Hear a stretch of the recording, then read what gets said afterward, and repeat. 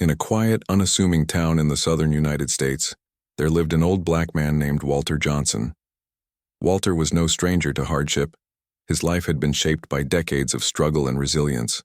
Born into a world where segregation was still the law of the land, he had grown up witnessing firsthand the deep-rooted prejudices that divided communities.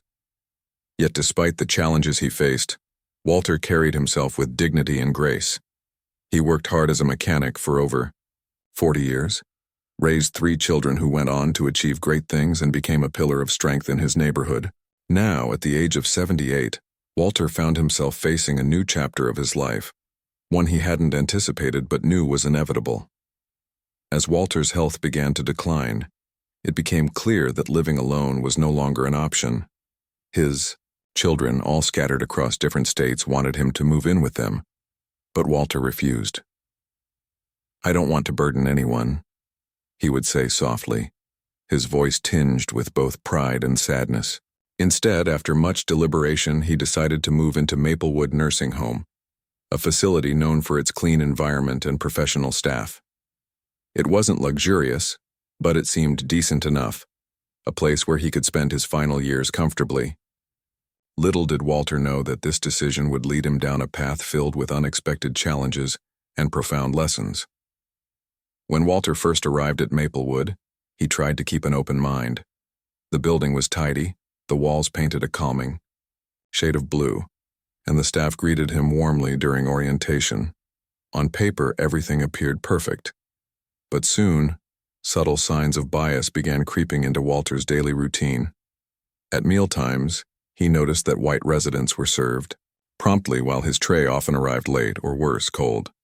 When he asked for assistance getting out of bed or reaching items on high shelves, some nurses seemed reluctant to help, brushing off his requests with vague promises like, "We'll get to you soon." Other residents received attention almost immediately, leaving Walter feeling invisible and undervalued. At first, Walter chalked it up to coincidence or miscommunication. After all, nursing homes were busy places, and perhaps the staff simply couldn't keep up with everyone's needs. But as days turned into weeks, the pattern became impossible to ignore. There was the time when Walter rang the call button for nearly an hour before anyone responded, only to see another resident receive immediate assistance moments later. Then there were the whispered remarks between staff members when they thought he wasn't listening. Comments about how difficult or demanding he was, even though he rarely complained. These incidents gnawed at Walter, stirring memories of discrimination from his younger years. Back then, he had marched alongside civil rights activists, fighting for equality and justice. Now, in his twilight years, he felt as though he was being pushed back into the shadows. Walter wasn't the type to make a fuss. Throughout his life, he had learned to pick his battles carefully, knowing when to speak up and when to let things slide. But something about the treatment at Maplewood felt deeply personal. It wasn't just neglect, it was disrespect, and it wasn't just happening to him. One afternoon, while sitting in the common room, Walter struck up a conversation with a fellow resident named Margaret, a frail white woman in her 80s. To his surprise, she confided in him about her own frustrations with the staff. "They act like we're not even human sometimes," she admitted, her voice trembling with emotion. "It's exhausting." Walter nodded sympathetically, realizing that while racism played a role in his experience, systemic issues ran deeper than just race. Elderly residents of all backgrounds were being treated as burdens rather than people deserving of care and compassion. Despite his growing unease, Walter tried to remain optimistic. He reminded himself that not all the staff members were bad. Some genuinely cared and went out of their way to ensure residents felt valued. For instance, a young nurse named Emily always greeted him with a warm smile and took extra time to chat during her rounds. Still, the negative interactions outweighed the positive ones, leaving Walter increasingly disheartened. Nights were the hardest. Lying awake in his narrow bed, staring at the ceiling, Walter wrestled with feelings of anger and helplessness. How could this be happening? Hadn't society moved past such blatant discrimination? Or was it possible that prejudice had merely adapted, hiding behind layers of bureaucracy and indifference? One evening, as Walter sat alone in his room flipping through an old photo album, He came across pictures of himself as a young man participating in civil rights protests. In one image, he stood shoulder to shoulder with friends holding a sign that read, "Equal rights for all." The sight brought tears to his eyes. Those marches, those rallies, they weren't just relics of the past. They represented a fight that was far from over. Walter realized that staying silent wasn't an option anymore. If he didn't stand up for himself and others like him, who would? The thought terrified him. He was old, tired, and unsure if he had the energy to take on such a daunting battle. But deep down he knew he couldn't turn away. This was bigger than him now. It was about ensuring that future generations wouldn't have to endure what he was going through. And so, Walter made a decision. He would document everything: the missed meals, the ignored requests, the dismissive remarks. Armed with nothing more than a plain spiral notebook and a pen, he began recording every incident, no matter how small. Each entry was written in careful detail, noting dates, times, and names whenever possible. Walter didn't know exactly what he planned to do with these notes yet, but he felt a sense of purpose wash over him. For the first time in months, he felt alive again, not as a passive observer of injustice, but as someone actively working to change it. As he closed the notebook for the night, Walter allowed himself a faint smile. The road ahead would undoubtedly be difficult, but he was ready to face it head-on. After all, he had spent his entire life breaking barriers. Why should this be any different? Walter's decision to document every incident at Maplewood Nursing Home marked the beginning of a journey that would test his resolve, patience, and courage. At first, he felt a mix of fear and excitement. Fear because he knew speaking out could make things worse for him, and excitement because he finally had a plan, however uncertain it might be. Each day, Walter carried his notebook with him, tucked discreetly under his pillow or inside his jacket pocket. He didn't want anyone to notice it, knowing that if the staff found out what he was doing, they might retaliate. But even with this caution, Walter couldn't help but feel a spark of hope growing within him. For the first time in months, he wasn't just enduring his situation, he was fighting back. The process of documenting incidents wasn't easy. Walter's hands, weathered by age and years of manual labor, often shook as he wrote. His eyesight wasn't what it used to be, forcing him to squint at the pages under dim lighting late at night. Yet these physical challenges only strengthened his determination. Every entry in the notebook became a small victory, a way of reclaiming control over his life. On one page, he described how a nurse rolled her eyes when he asked for help adjusting his blanket. On another, he noted how his dinner tray arrived an hour after everyone else had finished eating. These details may have seemed minor on their own, but together they painted a clear picture of systemic neglect and bias. As the weeks went by, Walter began to share bits of his observations with other residents. During meals or in the common room, he'd casually mention something he had written down, hoping to gauge whether others felt the same way. To his surprise, many did. One resident named Harold, a white man in his late 70s, confided in Walter about how he too had been ignored multiple times when asking for assistance. "I thought I was imagining things," Harold admitted, shaking his head. "But now I see it's not just me." Another resident, a Latina woman named Rosa, spoke bitterly about how the staff rarely addressed her by her name, instead referring to her dismissively as the lady in room 14. These conversations confirmed what Walter already suspected. Discrimination at Maplewood wasn't limited to race alone. It was part of a larger problem rooted in indifference toward elderly residents, regardless of their backgrounds. Encouraged by these revelations, Walter decided to take things a step further. He suggested forming a small support group among the residents who were willing to speak up. They met secretly in the evenings, gathering in corners of the common room or outside in the garden when the staff wasn't paying attention. At first, the group consisted of just 4 people: Walter, Harold, Rosa, and Margaret. But word quickly spread, and soon more residents joined. Together they shared their experiences, discussed possible solutions, and brainstormed ways to bring attention to their plight. Walter acted as the unofficial leader of the group, guiding discussions with wisdom and calmness honed from decades of overcoming adversity. One evening during one of their meetings, Rosa posed a question that lingered heavily in the air. "What are we supposed to do with all this?" she asked, gesturing toward the notebooks some of them had started keeping. "Even if we write everything down, who's going to listen? We're just old people in a nursing home."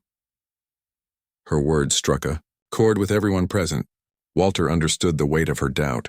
He had wrestled with similar thoughts himself. But rather than letting it discourage him, he saw it as a challenge to find creative ways to amplify their voices. "We start small," he said firmly, looking around the circle. "If no one listens, we make them listen." With renewed determination, the group began devising strategies to draw attention to their cause. Walter proposed writing letters to the nursing home administration, detailing specific grievances and requesting immediate action. Though hesitant at first, the others agreed, and together they drafted a formal complaint signed by nearly 20 residents.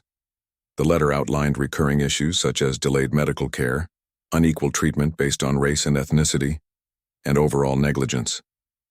When it was complete, Walter personally handed it to the facility director, Mrs. Thompson, a stern-looking woman in her 50s who rarely interacted with the residents unless absolutely necessary. Mrs. Thompson accepted the letter without comment, her expression unreadable. Days passed, then weeks, with no response. Frustration bubbled among the group members, but Walter urged them to stay patient. "Change takes time," he reminded them, "but silence won't get us anywhere." Meanwhile, he continued documenting incidents meticulously, adding new entries to his notebook almost daily. He also encouraged others to keep doing the same, emphasizing the importance of having concrete evidence to back up their claims. Slowly but surely, their collective efforts began to create ripples within the nursing home. Despite their cautious optimism, tensions between the residents and staff grew palpable. Some nurses became visibly irritated whenever approached by members of Walter's group, while others avoided eye contact altogether. A few residents reported being scolded for making unfounded accusations, though none dared confront Walter directly. Still, the pressure mounted, and Walter found himself questioning whether he was doing the right thing. Was it fair to drag others into this fight? What if nothing changed, and their lives only became harder as a result? On a particularly difficult day, Walter received a visit from his youngest daughter, Lisa. She lived 3 hours away, but made it a point to see him every few weeks. Noticing the weariness etched into her father's face, Lisa pressed him for answers. "Dad, you look tired," she said gently. "Is everything okay here? Are they treating you well?" Walter hesitated, unsure how much to reveal. He didn't want to worry Lisa, but he also knew he couldn't hide the truth forever. Taking a deep breath, he told her everything.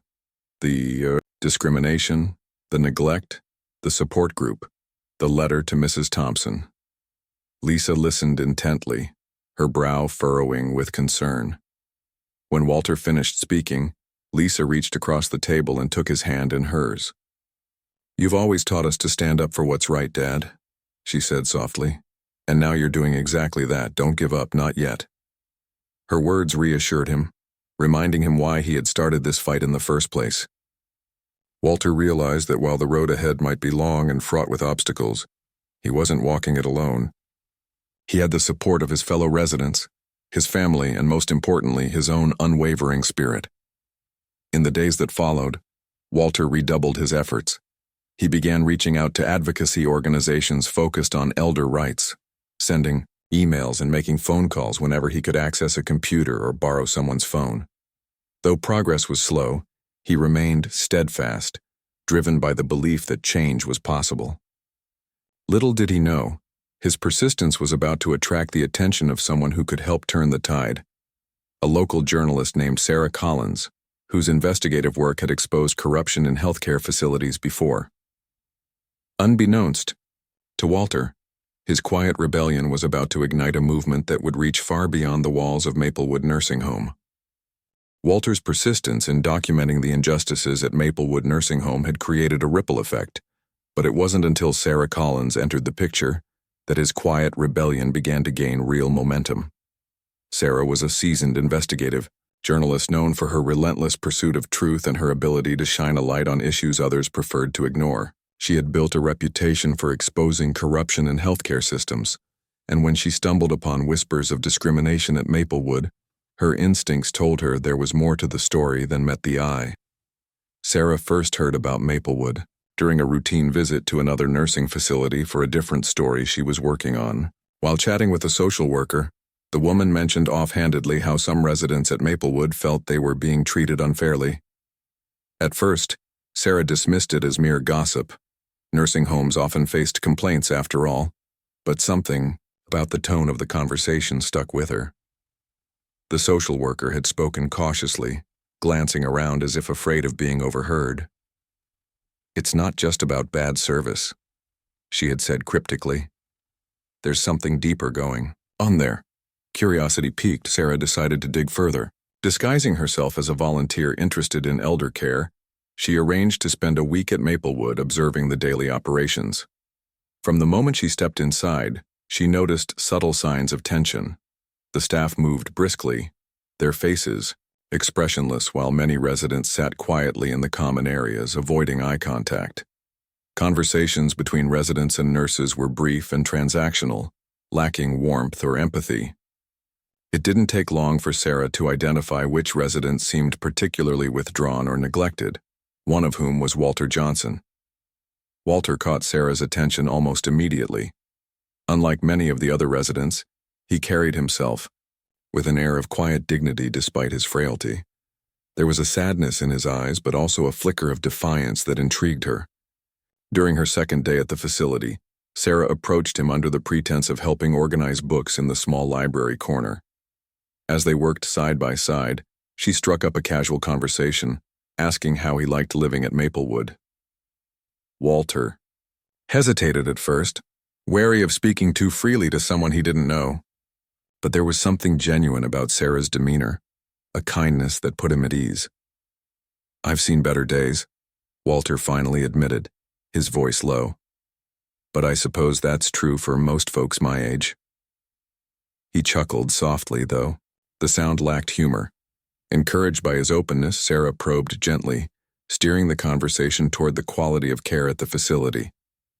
Walter remained cautious, careful not to say anything incriminating outright, but he hinted at underlying problems. "Sometimes you feel like you're invisible here," he said thoughtfully. "Like no one really sees you unless it's convenient." For them, that single comment was enough to fuel Sarah's determination.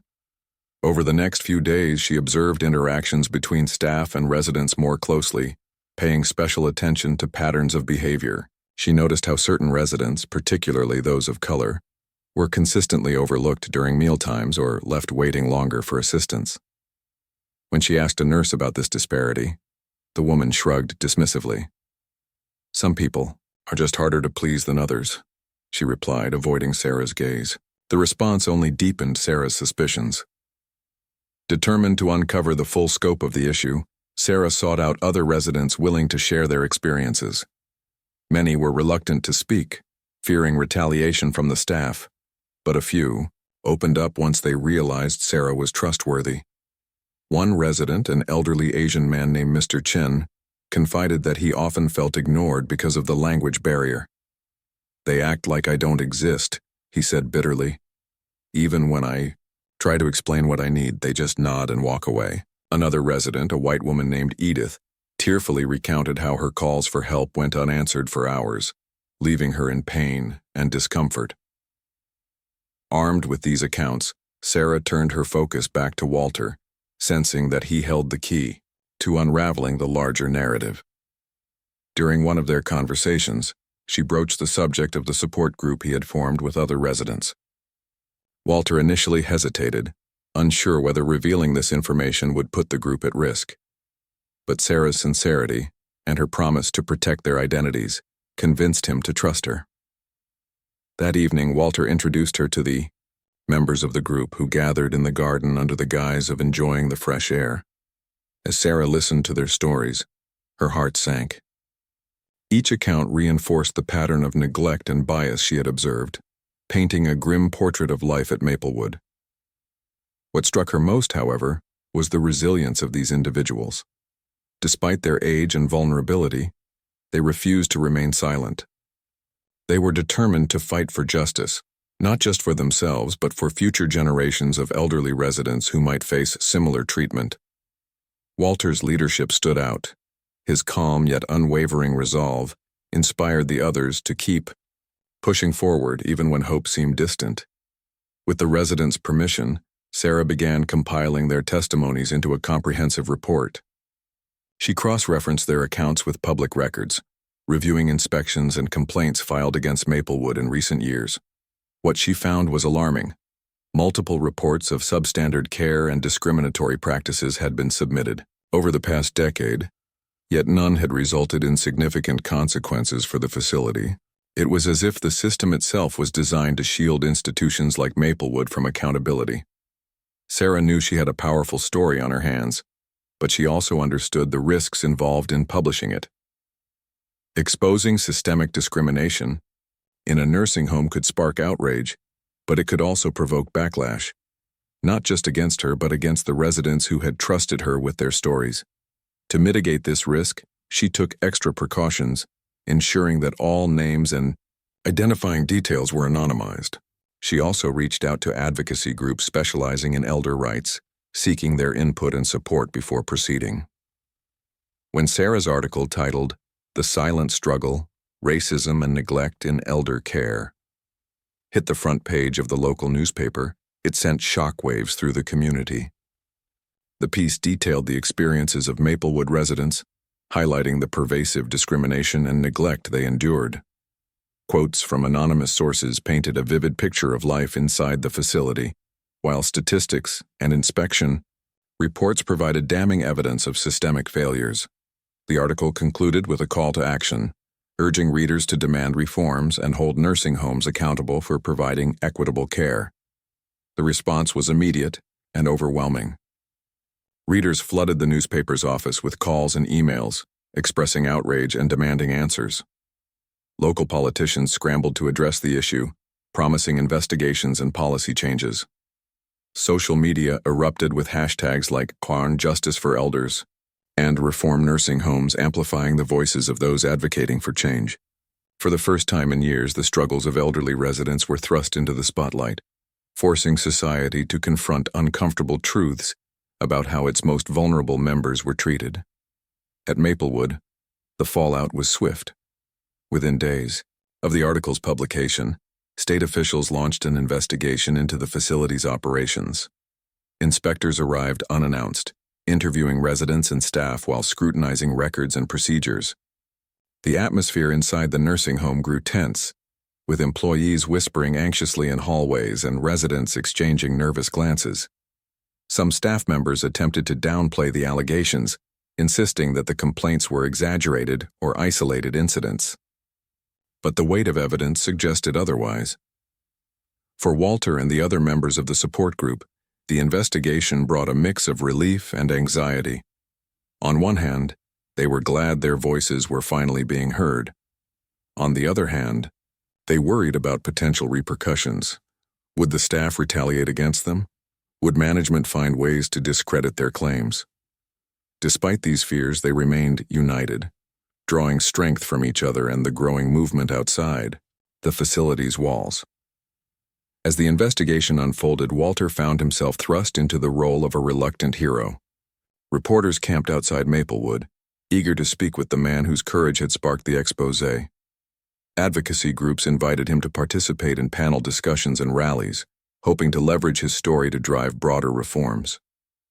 At first, Walter resisted, feeling uncomfortable with the attention. He hadn't set out to become a public figure. He had simply wanted to ensure that residents like him were treated with dignity and respect. But as he witnessed the impact of his actions, he began to embrace his newfound role. Standing before a crowd of supporters at a community meeting, Walter spoke with quiet conviction.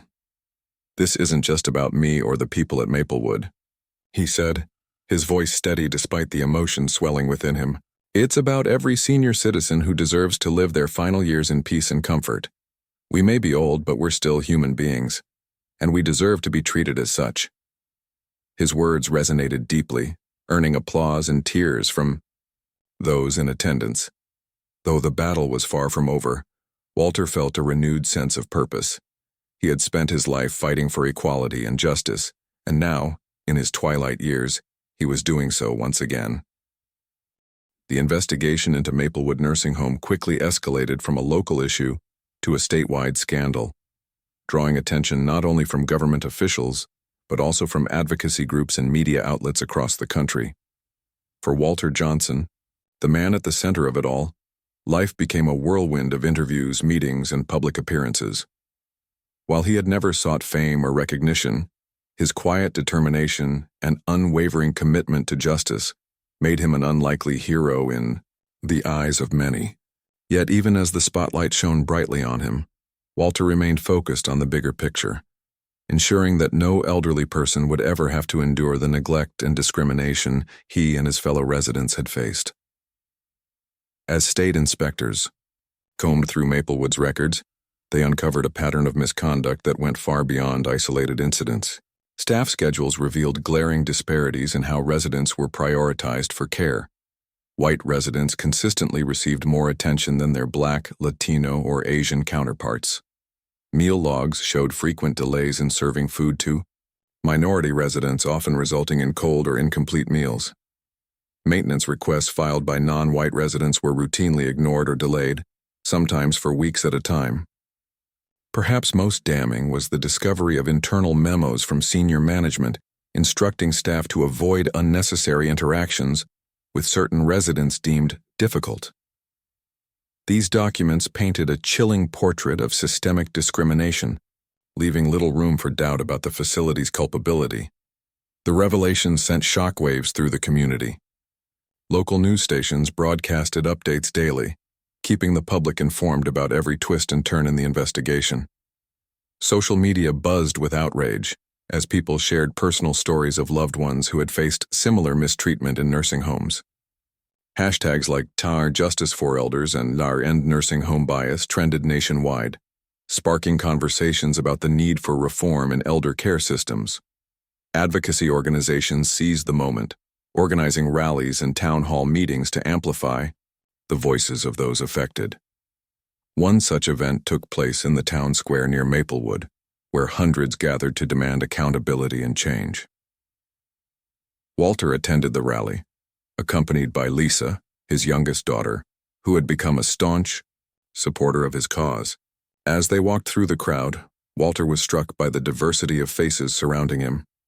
Young activists holding signs, middle-aged caregivers sharing tearful testimonies, and elderly individuals sitting in wheelchairs, their weathered hands clutching banners that read, "Respect our elders." It was a powerful reminder that this fight wasn't just about race or age, it was about humanity. Everyone deserved to be treated with dignity, regardless of their background or circumstances. When it was time for speeches, Walter was invited to the stage. He hesitated briefly, feeling the weight of so many expectant eyes upon him. But as he stepped up to the microphone, he felt a surge of strength, not just his own, but the collective energy of everyone present. Clearing his throat, he began to speak, his voice steady despite the emotion swelling within him. "I didn't choose to be here today," he admitted. "No one chooses to be treated unfairly. But when you see wrongs being done, you can't stay silent. You have to stand up, even if you're scared, even if you think no one will listen." His words resonated deeply with the audience, earning thunderous applause. Walter spoke about his experiences at Maplewood, describing the neglect and bias he had endured. He shared stories from other residents, highlighting the courage it took for them to come forward. And he urged everyone to keep fighting, not just for themselves, but for future generations. "We may be old," he concluded, "but our voices still matter. Let's make sure the world hears us." The momentum generated by the rally extended far beyond the confines of the small town. National media outlets picked up the story, shining a light on the broader issue of elder care discrimination. Talk shows and podcasts featured experts discussing the challenges faced by nursing home residents, while opinion pieces called for sweeping reforms in healthcare policies. Lawmakers responded to the growing pressure by introducing bills aimed at improving oversight and accountability in long-term care facilities. Some proposed mandatory cultural sensitivity training for staff, while others advocated for stricter penalties for institutions found guilty of discriminatory practices. Amidst all the noise, Walter continued to play a pivotal role in driving the movement forward. He collaborated closely with advocacy groups, offering insights based on his first-hand experiences. His calm demeanor and thoughtful approach earned him respect among both allies and adversaries. Even critics of the campaign acknowledged that Walter's arguments were grounded in facts and compassion, making it difficult to dismiss his concerns outright. He participated in televised debates, panel discussions, and legislative hearings, using every opportunity to push for meaningful change. One particularly memorable moment came during a hearing at the state capitol, where Walter testified alongside Sarah Collins, the journalist whose exposé had ignited the firestorm. Sitting side by side before a panel of lawmakers, they presented a united front, blending personal narratives with hard data to underscore the urgency of the issue. Walter recounted specific incidents from his notebook, his voice trembling slightly, as he described moments of humiliation and despair. Sarah supplemented his testimony with findings from her investigation, citing statistics and expert opinions to reinforce the case for reform. Their combined efforts left a lasting impression on the committee members, several of whom expressed deep concern and pledged to take action. While progress was being made on the policy front, the situation at Maplewood remained tense. Many staff members bristled under the scrutiny, resenting the negative attention brought upon the facility. Some tried to distance themselves from the controversy, claiming they had nothing to do with the discriminatory practices. Others doubled down, accusing residents of exaggerating their complaints or fabricating stories. This created a hostile environment, with tensions running high between employees and residents. Walter and his support group stayed vigilant, documenting any retaliatory actions and reporting them to investigators. Despite these challenges, there were glimmers of hope. The mounting pressure forced Maplewood's management to implement temporary measures aimed at addressing residents' grievances. Additional staff were hired to alleviate workload pressures, and new protocols were introduced to ensure fair treatment for all residents. While these changes were welcome, Walter knew they weren't enough. True reform required systemic overhauls, not just band-aid solutions designed to appease critics. He continued to advocate for long-term strategies, such as increased funding for elder care programs, stricter enforcement of anti-discrimination laws, and greater transparency in nursing home operations. As weeks turned into months, the investigation neared its conclusion. State officials released a comprehensive report detailing their findings and recommending corrective actions. Among the key recommendations were mandatory diversity training for all nursing home staff, regular audits to monitor compliance with equal treatment standards, and the establishment of anonymous hotlines for residents to report grievances without fear of retaliation. The report also called for harsher penalties for facilities found guilty of discriminatory practices, including fines, license suspensions, and even criminal charges for repeat offenders. Maplewood Nursing Home itself faced severe consequences. In addition to hefty fines, the facility was placed under probationary status, requiring it to undergo monthly inspections for the next 2 years. Several senior managers were fired, including Mrs. Thompson, the former director whose indifference had infuriated residents and investigators alike. A new leadership team was brought in, tasked with implementing the recommended reforms and restoring trust among residents and their families. For Walter, the outcome was bittersweet. On one hand, he felt vindicated knowing that his efforts had led to tangible improvements. On the other hand, he couldn't shake the sadness of seeing so many lives disrupted by neglect and prejudice. Still, he chose to focus on the positives. The movement he had helped spark was gaining momentum, inspiring others to speak out against injustice wherever they encountered it. Younger generations were taking notice, vowing to carry the torch and continue the fight for equality and dignity. Into the final days of the investigation, Walter reflected on how much his life had changed since moving into Maplewood. What had begun as a search for peace and comfort had transformed into a crusade for justice. Though he hadn't planned it, he realized now that this journey had given his life renewed purpose. At 78 years old, he had become a symbol of resilience and hope, a living testament to the power of standing up for what is right, no matter the odds. As he sat in his room one evening, flipping through the pages of his worn notebook, Walter allowed himself a rare moment of pride. Each entry represented not just a complaint or grievance, but a step toward a better future. He thought about the friends he had made along the way, the fellow residents who had stood by him, the advocates who had supported him, and the strangers who had rallied behind his cause. Together, they had proven that even in old age, one person's courage could inspire countless others to join.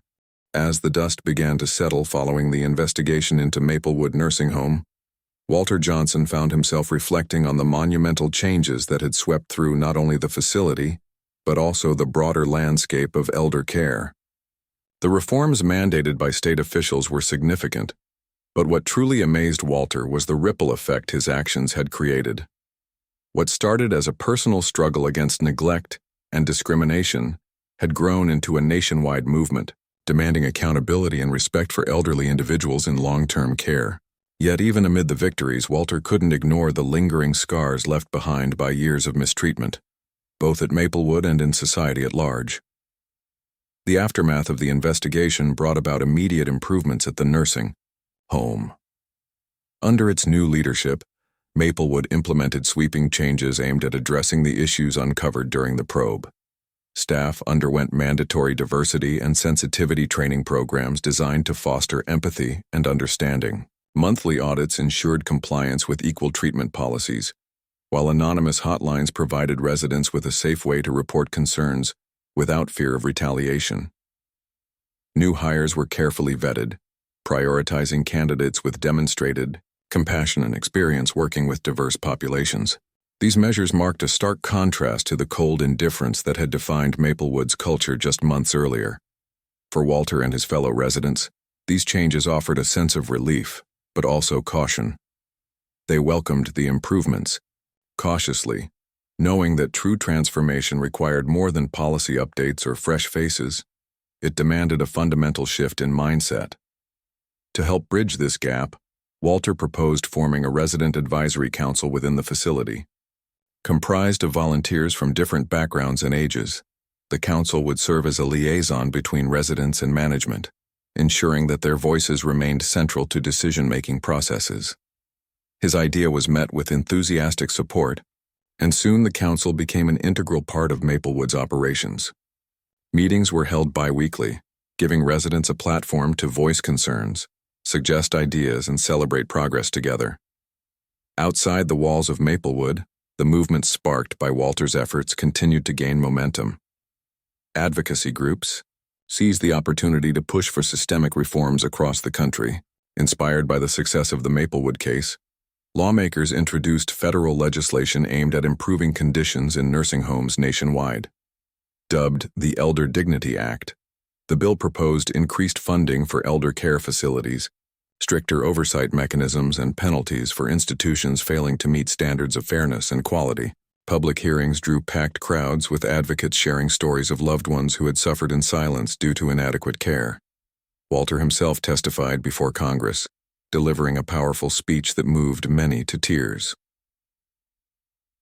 Injustice thrives when we stay silent, Walter told the assembly, his voice steady yet filled with emotion.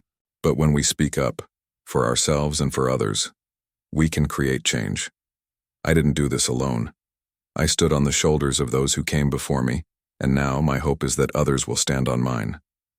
Let's build a world where every senior citizen feels valued, respected, and cared for. His words resonated deeply, earning widespread praise from both sides of the political aisle. Media outlets hailed him as a modern-day hero, while social media lit up with messages of gratitude and admiration.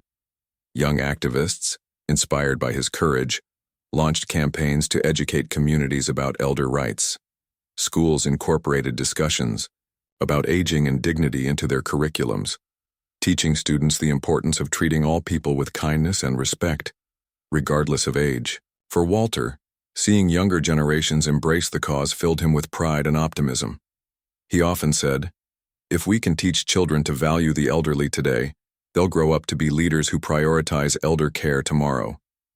Despite the accolades, Walter remained humble, deflecting attention away from himself and toward the collective effort driving the movement.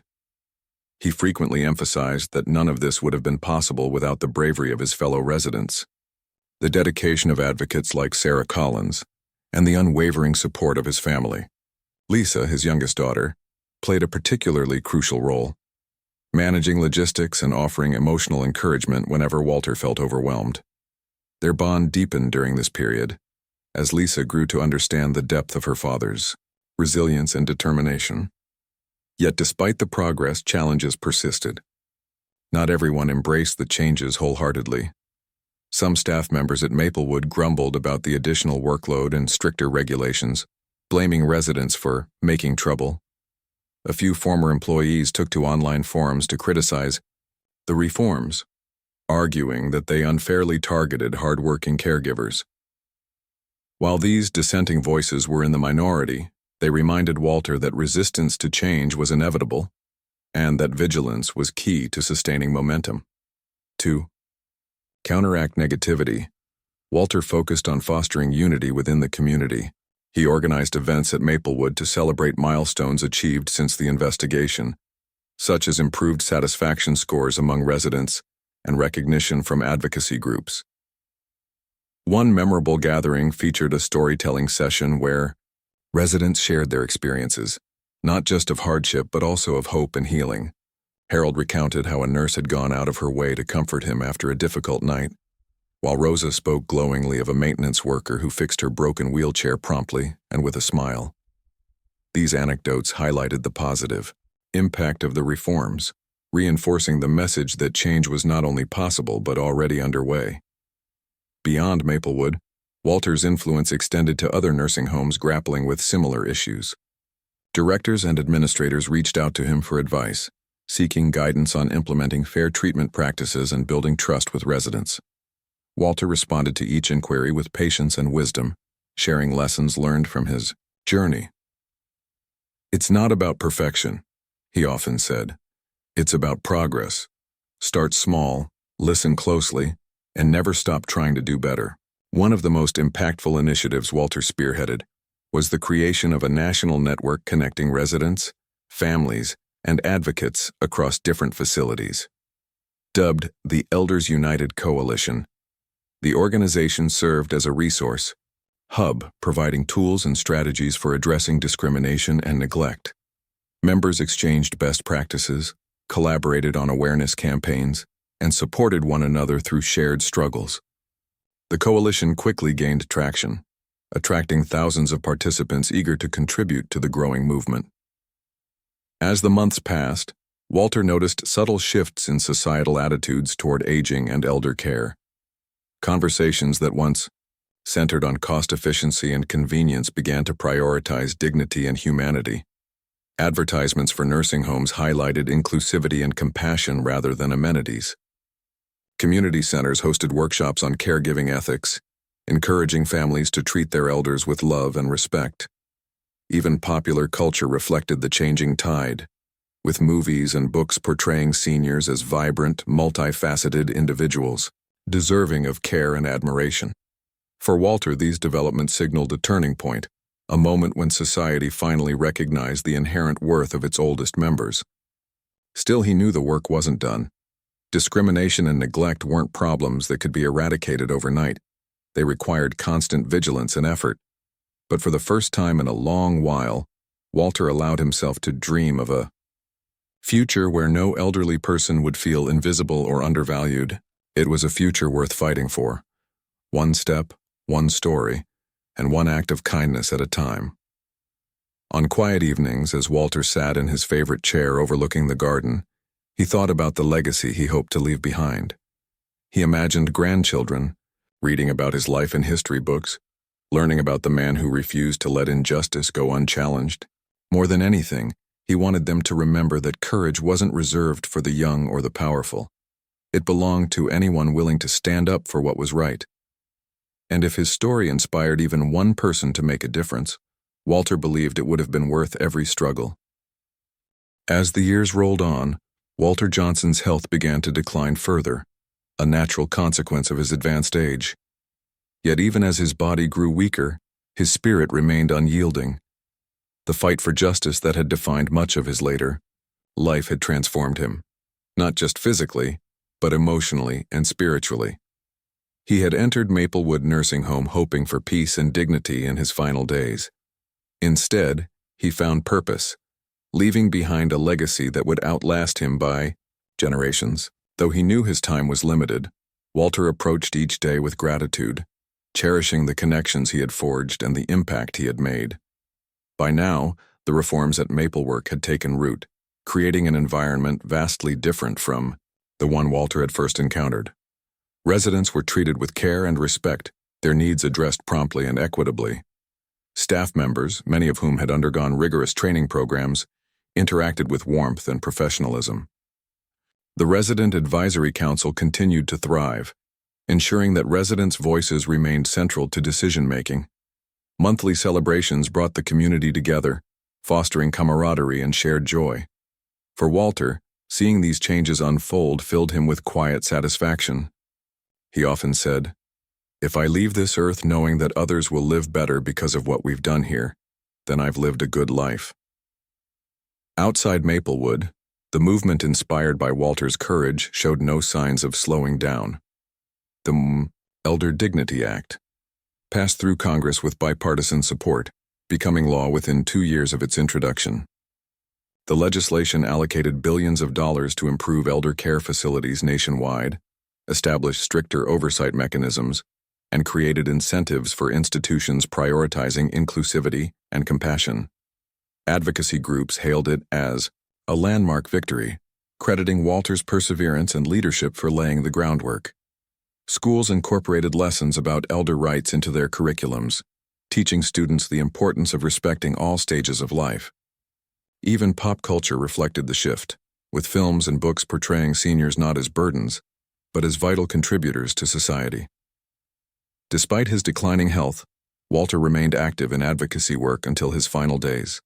He attended conferences, via video calls when traveling became too difficult, offering advice to caregivers and policymakers alike. His calm demeanor and thoughtful insights earned him widespread admiration, making him a trusted figure in discussions about elder care reform. When asked how he managed to stay so resilient despite his age and ailments, Walter smiled softly. "It's not about me," he'd say. "It's about the people who come after us. If I can make their lives easier, then every struggle is worth it."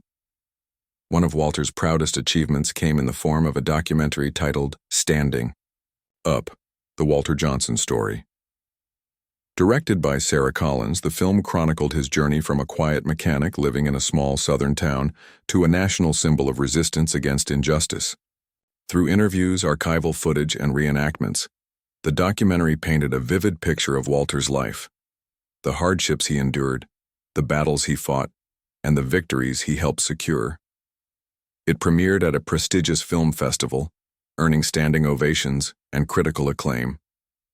Proceeds from the film went directly to funding elder care initiatives, continuing Walter's mission long after the credits rolled. The documentary also served as a catalyst for deeper conversations about aging and discrimination. Viewers were moved by Walter's humility and determination, prompting many to reflect on their own relationships with elderly loved ones.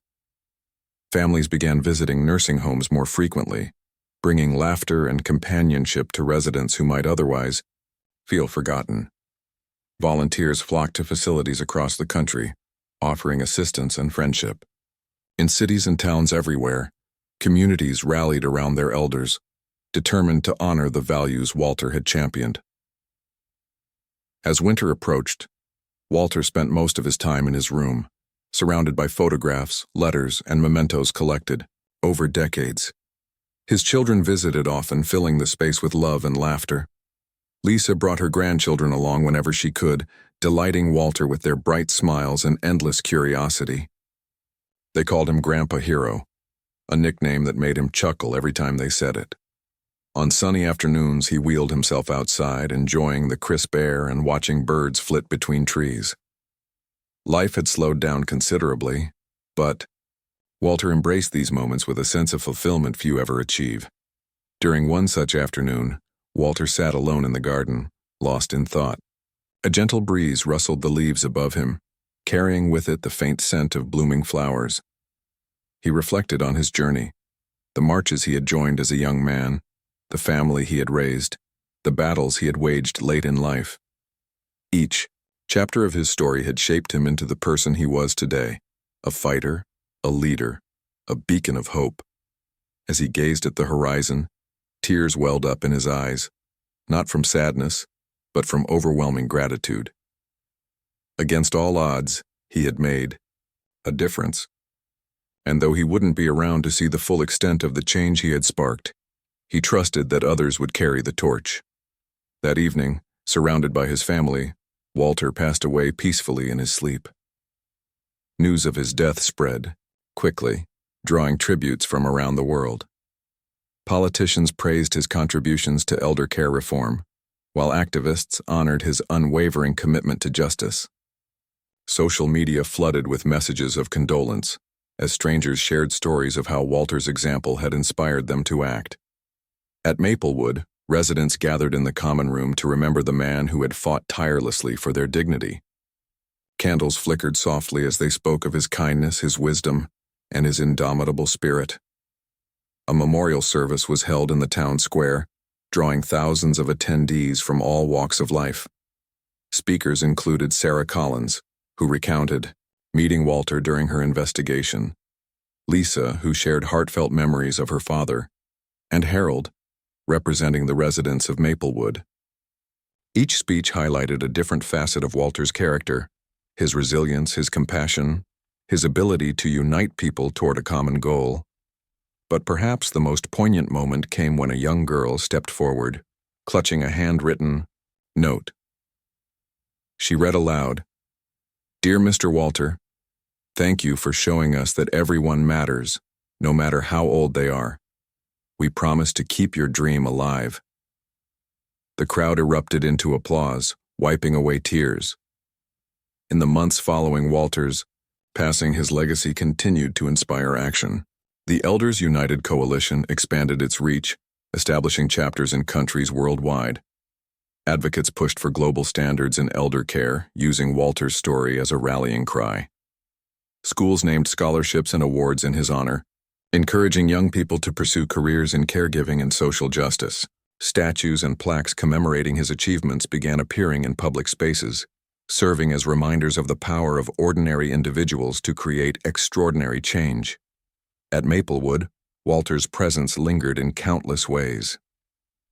The garden, where he had spent so many peaceful afternoons, was renamed the Walter Johnson Memorial Garden, complete with a bench inscribed with his favorite quote, "Even in old age, one voice can spark meaningful change."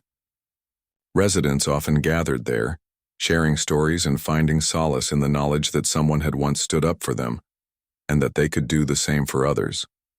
For those who had known Walter personally, his absence left a void impossible to fill. Yet they took comfort in knowing that his impact would endure far beyond his lifetime. His fight had ignited a movement that refused to fade, inspiring countless others to advocate for fairness, equality, and humanity.